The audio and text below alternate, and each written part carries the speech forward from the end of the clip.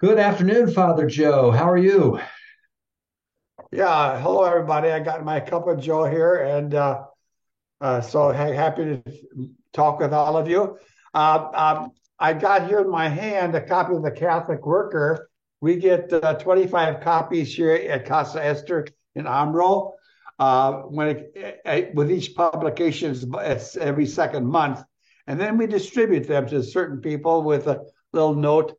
The the content of the Catholic Worker newspaper, which was started way back in 1934 by Dorothy Day and Peter Morin, has outstanding content. You can read the whole thing from cover to cover.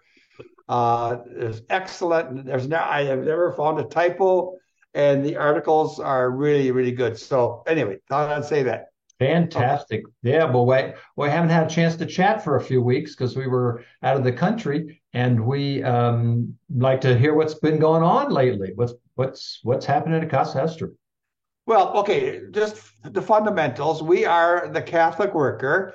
The Catholic Worker is not a religion, it's not a sect, it's a movement. And it's a movement, within not just the Roman Catholic Church, but within the world.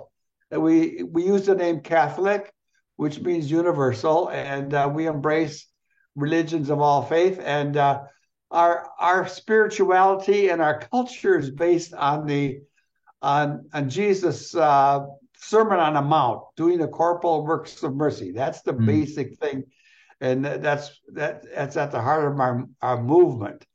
And so we do our best to reach out to those who are in need and so forth. But there's something else that the Catholic Worker and Dorothy Day was a leader in, and that is in nonviolence and in anti-war, and in particular, anti-nuclear.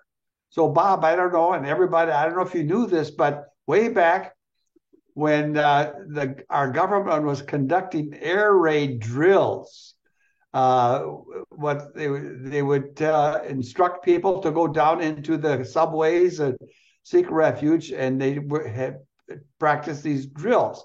Well, Dorothy Day refused to do that. And Hmm. so she would get a couple of our Catholic worker people, and they would just stay out and went right in the open and get arrested.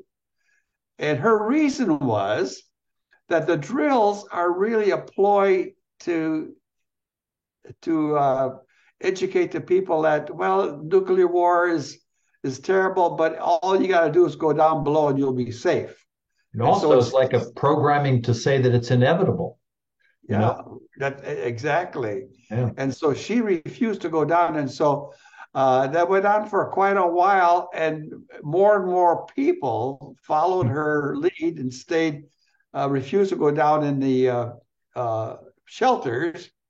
And towards the end, so many people followed her that they stopped the drills. So, The power of and the power of the conscious leave it up to citizen. Dorothy Day. But now we represent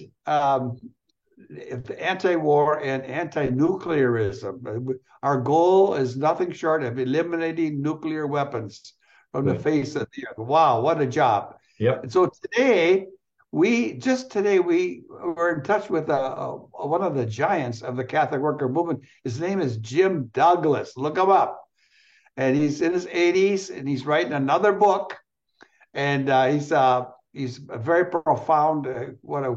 He was good friends with Father Dan Berrigan, with Thomas Merton, and of course with Dorothy Day.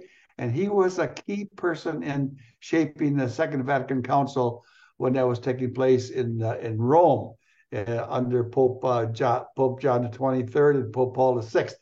Anyway, so at that he struggled with and went through a conversion himself to understand that nuclear war is has to be totally nuclear weapons have to be totally eliminated.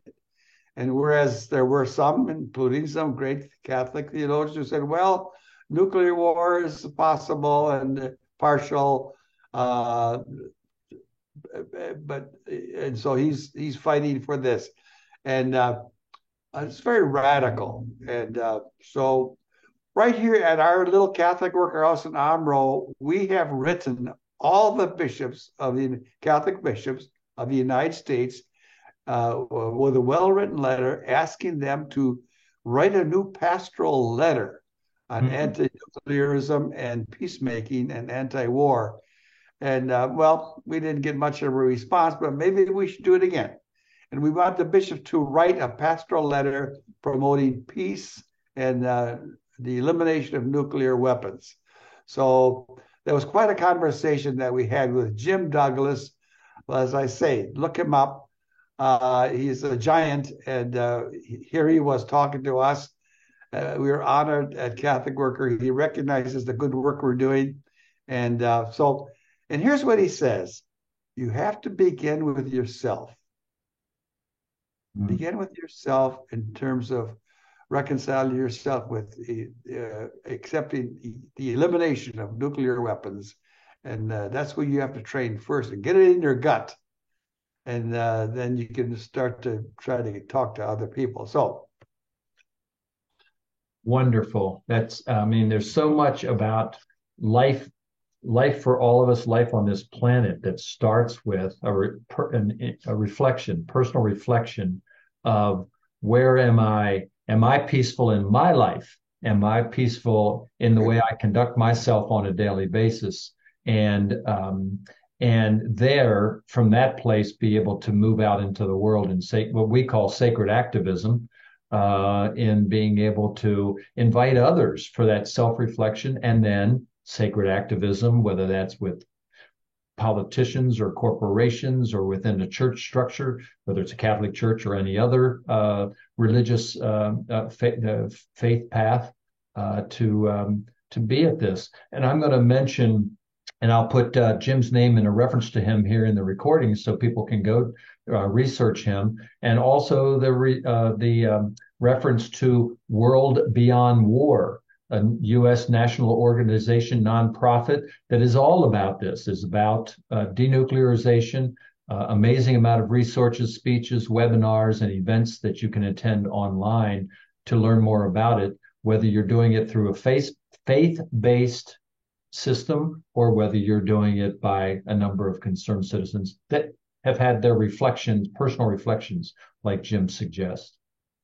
That's wonderful. yeah, well, thank you, Bob. And we're proud to be able to be, as the Catholic Worker Movement, to be a leader in teaching and promoting. No war. War is one of our favorite expressions, Bob. Is war is for dummies. No war ever wins. Everybody's a loser. So it's for dummies. That's There's correct. never a success in conducting a war. So we like that expression. Yeah. Also, that war is not the answer. Yeah, war is not the answer. And to that regard, we invite folks that have watched today's Cup of Joe chat to go to the casaester.org website, and there's archives there of the different programs the Casa Ester has sponsored along with Pax Christi and other organizations, specifically to working with youth on the subject of nonviolence. So please check that out and join us next time when we have a Cup of Joe with Father Joe Matern. Thank you. Thank you. Blessings to everybody. Okay. May Thanks, peace, Bob. may peace Okay. prevail on earth. Thank you.